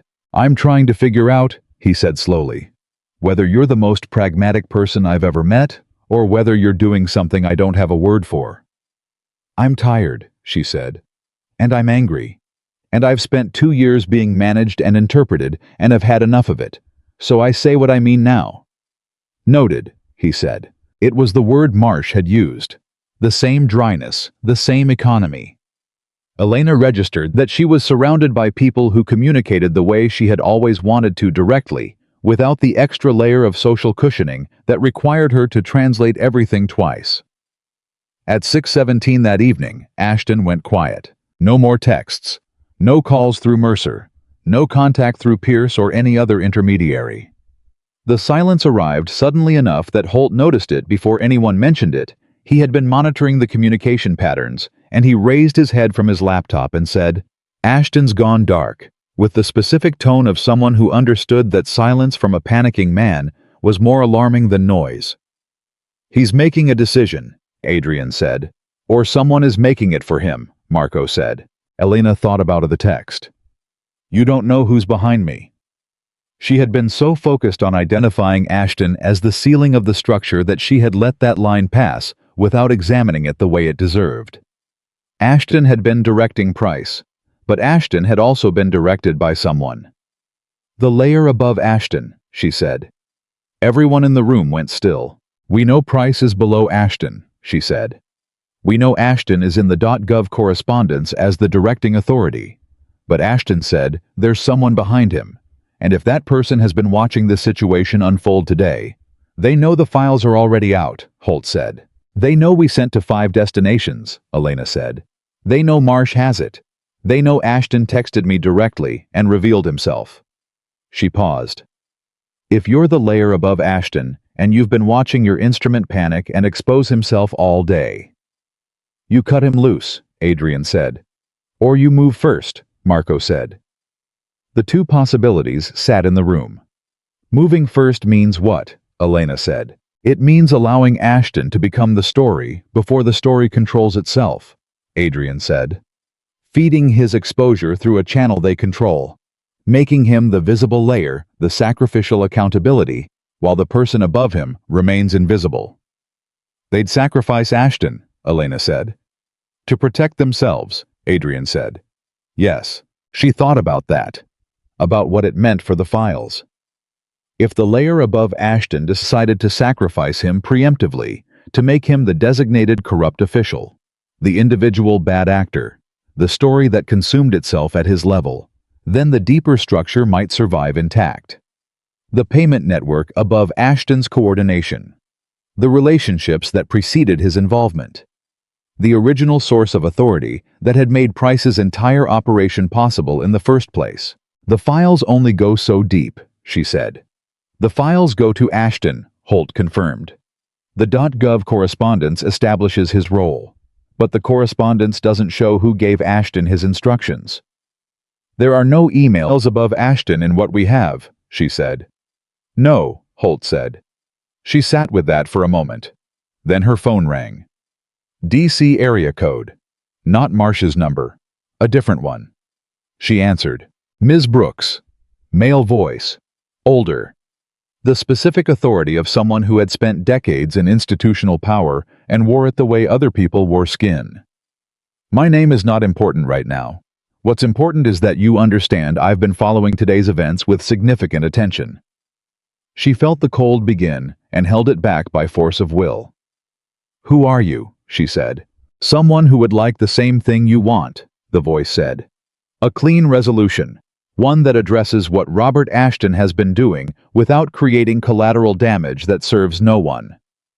She looked at Adrian. He heard the call. She had it loud enough, and his expression had gone completely neutral, which she now knew meant he was thinking at maximum speed. Collateral damage meaning you, she said. A pause. Meaning several institutions that have value independent of one corrupt individual, the voice said smoothly. Robert Ashton made decisions that I was not aware of and would not have sanctioned. I want you to know that. You're above him, she said. I'm responsible for the integrity of certain operations, in which he played a role, the voice said, which was the most carefully constructed non-confirmation she had ever heard. And you want to manage how far this goes, she said. I want to ensure that what goes public is accurate, he said. That the accountability falls on the people who deserve it. Ashton, Price, their immediate networks. I'm prepared to facilitate that outcome in ways that would accelerate and strengthen what you're trying to do. In exchange for what? She said. Your cooperation in defining the scope of what you make available, he said. The files you transmitted today address Ashton's conduct comprehensively. I would ask that any additional material, any records above that level, remain outside the public narrative. He knew there wasn't additional material above Ashton's level. He was testing whether she knew that. She understood the play immediately. I was not offering to help her. He was trying to determine the ceiling of her evidence. He needed to know if the file stopped at Ashton or went further. He had called her, not Adrian, not Holt, not Marsh, because he believed she was the person who had actually read everything, and she was the only one who could tell him with certainty what the documents contained. She had two choices. She could tell him the truth, that the files stopped at Ashton, that she had nothing above him, which would give him the information he needed and remove his motivation to keep talking. Or she could not tell him that.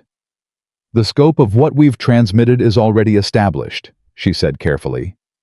I'm not in a position to make commitments about what additional material exists.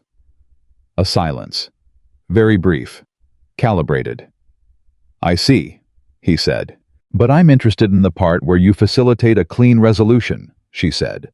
Tell me what that looks like specifically. She heard the quality of his attention shift. She had given him uncertainty about the ceiling of the evidence and then offered him a reason to stay in the conversation. He was recalculating. It looks like Ashton resigning within the next 12 hours, the voice said. An internal referral to the appropriate oversight body. Price's operation becoming the subject of a properly structured independent investigation. All of this moving quickly enough that the public narrative is controlled orderly and complete before your journalist publishes anything that might complicate the process. You want to move faster than Marsh, she said.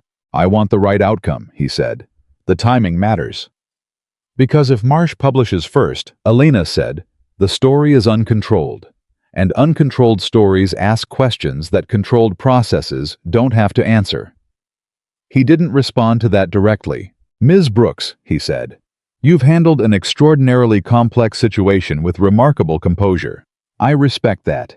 I'm asking you to extend that composure to a decision that protects the integrity of institutions that serve people beyond this particular situation. She thought about the Charlestown site. 300 residential units being built on ground that a corrupt official had certified clean in exchange for money. She thought about the families who would live there. She thought about the word integrity coming from the mouth of a man who refused to give his name. Tell me your name, she said. A pause. That's not something I'm able to do right now, he said. Then I'm not able to make any commitments, she said. When you're ready to have a conversation where both parties are identified, call me back. She hung up. The room was silent for 3 full seconds. Then Marco said, that was either the bravest thing I've witnessed this week or the most dangerous. Both, Adrian said. He looked at Elena. You gave him uncertainty about the files. I was testing what I had, she said. If I told him the file stopped at Ashton, he'd know his exposure ended there, and he'd have no reason to keep engaging. This way he doesn't know. He also doesn't know if you have something that reaches him, Holt said. No, she said. He doesn't. Which means he might move to protect himself, Marco said. Not just sacrifice Ashton, actually move. He might, she said. But he also might do exactly what he offered. Accelerate Ashton's removal. Structure a clean investigation. Because the alternative U.S. publishing without control is more dangerous to him than a managed accountability. You're betting on his self-interest, Adrian said. I've been dealing with men who act from self-interest for 2 years, she said. It's the most reliable motivator I know. Adrian looked at her for a long moment. Then he called Marsh. This time she picked up immediately. "Something just happened," he said. He explained the call, the unnamed voice, the offer, the implications. He gave Marsh the information without editorial, the way Elena had come to understand. He gave all information that mattered. Marsh listened. "Do you have a recording of that call?" she said. "No," Elena said, leaning in. "Tell me as precisely as you can what he said, word for word, the parts you remember most clearly." Elena did. She had a good memory for exact language. Another skill shaped by 2 years of needing to remember exactly what Ryan had said, and when, and in what tone, because the precision was sometimes the only evidence available. Marsh was quiet for a moment after Elena finished. "He called you," Marsh said. "Not Valenti. You." "Yes." "Because he thought you were the most negotiable," Marsh said. "And you gave him nothing while making him think you might have something."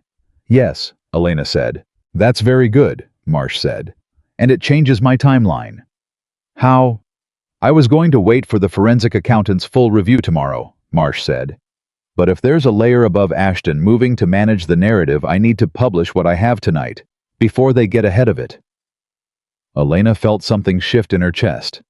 The specific weight of a moment that had been building for 3 days and was now arriving. "Tonight," she said. "An initial report," Marsh said. "The documents, the payment structure, Ashton's role, the Charlestown site, Greer. The core of it. We'll continue reporting as the situation develops." She paused. "I'm going to need a statement from you. On the record." Elena had never given a statement on the record in her life. She thought about it for exactly 4 seconds. "What do you need me to say?" she said. "Tell me in your own words how you came into possession of the documents and what you understood them to contain," Marsh said. "Keep it simple. Keep it accurate." Elena thought about the afternoon 7 months ago when she had opened a subfolder labeled with a date and seen numbers that didn't fit the pattern of everything around them. She thought about closing the folder, about going back to work, about telling herself it wasn't her business. "I was doing archiving work for a company called Hargrove Meridian," she said. "Part of that work required me to access a shared digital drive. In the course of that access, I encountered a subfolder that contained financial records inconsistent with the legitimate business documents I had been assigned to organize. I reviewed the contents briefly before closing the folder and returning to my assigned work. When my contract was terminated 3 days later without explanation, I retained copies of work product I had generated during the contract period. Those copies incidentally included the subfolder. I did not review its full contents until recently, when circumstances made its relevance to my personal situation clear." A pause. "That's exactly right," Marsh said.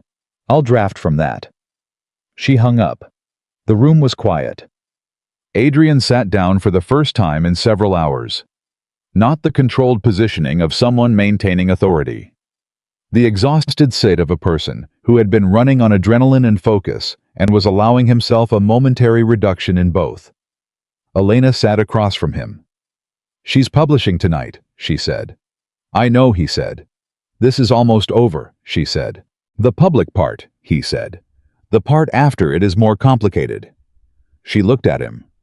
"The man who called," he said. "Whoever is above Ashton, if he decides that the story publishing is worse than whatever action he can take, then we deal with that," she said. "Elena." "Adrian." She said his name the way he had said hers, flat and direct and certain. "I understand what you're telling me. I'm not minimizing it. I'm telling you that I spent 2 years operating from the assumption that bad things were inevitable, and my only option was to make myself small enough to survive them. I'm done with that." She paused. "We deal with what comes. Together. With Marco and Holt and Marsh and whatever legal and institutional resources we can bring to bear. We deal with it." He looked at her for a long moment. "You've changed in 3 days," he said. "I changed years ago," she said. "I just couldn't act on it until now." At 9:46 that evening, Catherine Marsh's article went live. Holt read it first and then turned his laptop so Elena could see the headline. The piece ran 4,000 words with documentation linked directly in the text. The payment records, the timeline of the Charlestown assessment. Ashton's emails to Ryan, connecting him to the operation, the corporate registration documents, tracing the shell company chain. Marsh had done in 8 hours what Elena had expected to take days. She had written with the specific clarity of someone who understood that clarity was the most powerful editorial choice available when the facts were strong enough to carry themselves. Elena read it twice. Her name appeared in the 4th paragraph as the source who had discovered the documents in the course of legitimate contract work. No drama. No victimhood. No framing that made her a character in someone else's story. Just Elena Brooks, a contract administrator, whose access to the Hargrove Meridian shared drive in the course of her assigned duties resulted in the discovery of the documents detailed below. She had never seen her own name in print sound so much like herself. At 10:19, Ashton's office issued a statement announcing his immediate resignation, pending an internal review of decisions made during his tenure. Holt read it aloud. Elena noted the specific language, not an admission, not a denial. The language of a man who had been told by someone above him that he was the designated loss and had decided cooperation was preferable to exposure. The layer above him held, Marco said. For now, Adrian said. The investigation will climb. Marsh will make sure of it, Elena said. At 10:47, her phone rang. Margot. Her sister in Phoenix with the new baby, and enough on her plate, and the last conversation that had ended with, I love you, but I can't keep being your emergency contact, Elena answered. I just read the article, Margot said. Her voice was doing something complicated. Elena, I read it, and I couldn't. She stopped. Are you safe? Yes, Elena said. I didn't know, Margot said. I didn't know any of it. I thought you were running from Ryan and making it bigger than... She stopped again. I'm sorry. I'm so sorry I wasn't there. You didn't know, Elena said. I didn't tell you because I didn't know either. Are you safe? Margot said again, because some questions needed asking twice. Yes, Elena said again. I'm safe. I'm flying out, Margot said. Margot, you have a baby.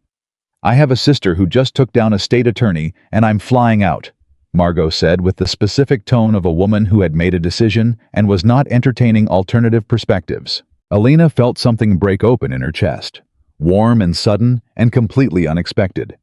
The specific feeling of being claimed by someone who loved her, not as an obligation, not as a case to manage, but as a person worth getting on a plane for.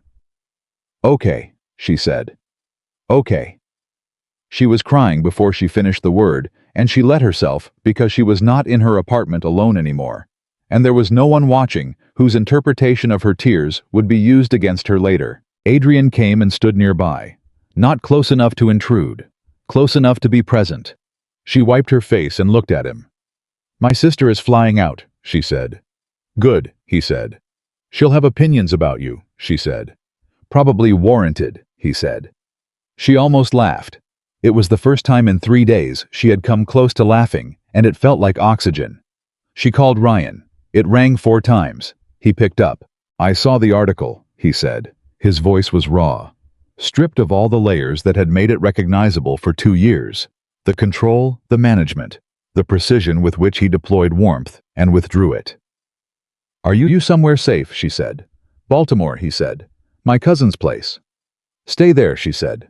Marsh or a federal investigator will need to speak with you. You should cooperate fully. I know, he said. A silence. Elena, he said.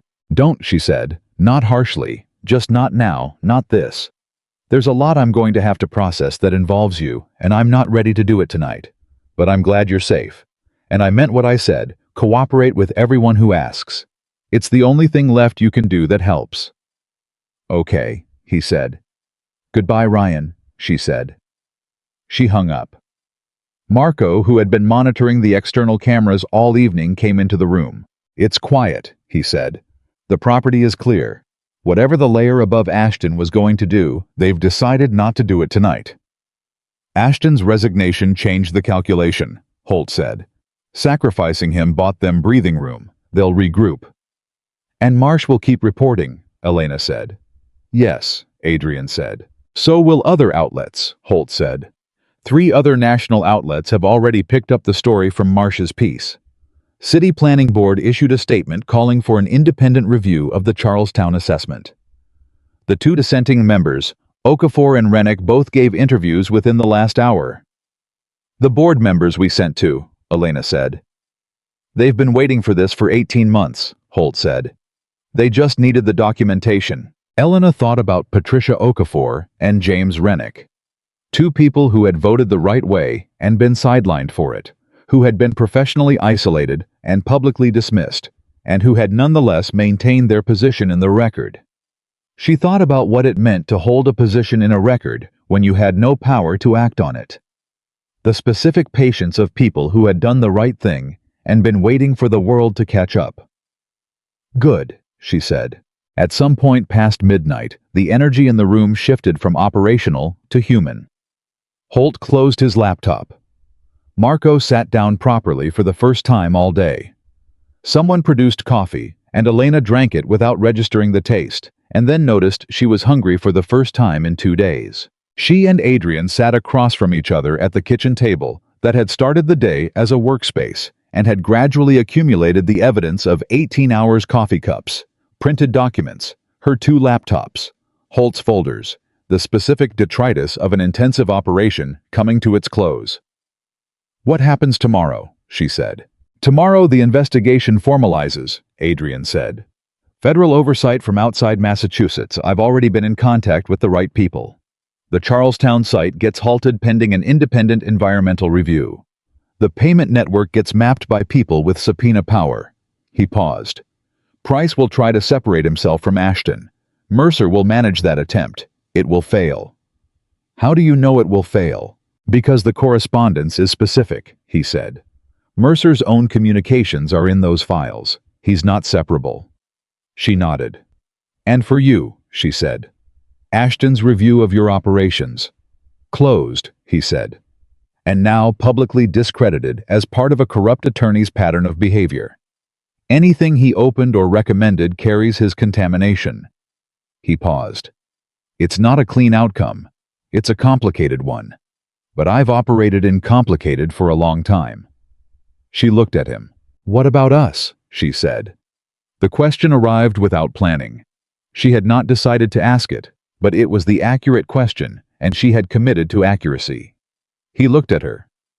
"I don't know," he said, which was the most honest answer he could have given, and they both understood it. "I know what I want. I'm not certain it's what you need, or whether what you need right now has room for what I want." "That's a careful way of saying something," she said. "I'm a careful person," he said. "You drove across Boston in the middle of the night because a woman you met once called you," she said. "That's not careful." Something moved in his expression. "No," he said. "It wasn't." She held his gaze. "I spent 2 years disappearing," she said. "I'm done disappearing. I don't know what the next months look like, testimony, investigations, rebuilding, whatever my life is going to be. But I know I'm not doing it from behind a locked door." She paused. "If you want to be part of what comes next, I want that. If the complicated is too much." "The complicated is fine," he said, simply, without elaboration. She nodded. Outside, the night was moving toward morning. Elena thought about the woman who had pressed her back against a kitchen wall 4 nights ago and watched the clock count down and believed she had nowhere left to go. She thought about the phone call that had changed the shape of everything. She thought about 11 minutes of reviewing a misfiltered document on a shared drive. 7 months ago, 11 minutes, she had not chosen to review 11 minutes that had been used against her. Her 11 minutes that had ultimately become the thread that unraveled a network of corruption that had been operating for years. 11 minutes. The smallest moments carried the largest consequences. She had been learning that for 2 years in the wrong direction. Every small moment of silence, adding weight to Ryan's control. Every accommodation compounding the next one. Now she understood the same principle from the other side. The small moment of keeping a card. The small moment of pressing call. The small moment of staying at the table instead of waiting to be told what to decide. She thought about Lawrence Greer and the families who would have moved into the Charlestown units believing the ground was safe. She thought about the vote that Okafor and Rennick had cast and been punished for. She thought about Ryan in Baltimore stripped of every layer of management and control and sitting with the raw fact of what he had chosen. She thought about Adrian answering on the first ring. She thought about Marco's acknowledgement sound and Holt's precision and Marcia's clarity and her sister getting on a plane. She thought about all the ways the world had arranged itself in the last 4 days. Not to save her. She had participated in saving herself, but to make saving herself possible. The people who showed up. The people who stayed. She had spent 2 years believing there were none of those people left. She had been wrong. At 2:14 in the morning, her phone buzzed one final time. A text from Marsh. First update filed. Charlestown site halted by city order pending independent review.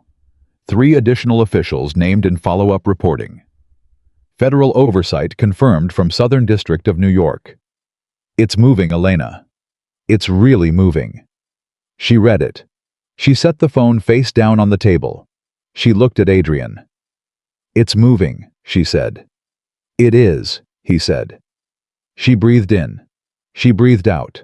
She thought about the girl who had crouched behind a bedroom door and told herself no one was coming, and she understood now with complete clarity that the girl had been wrong.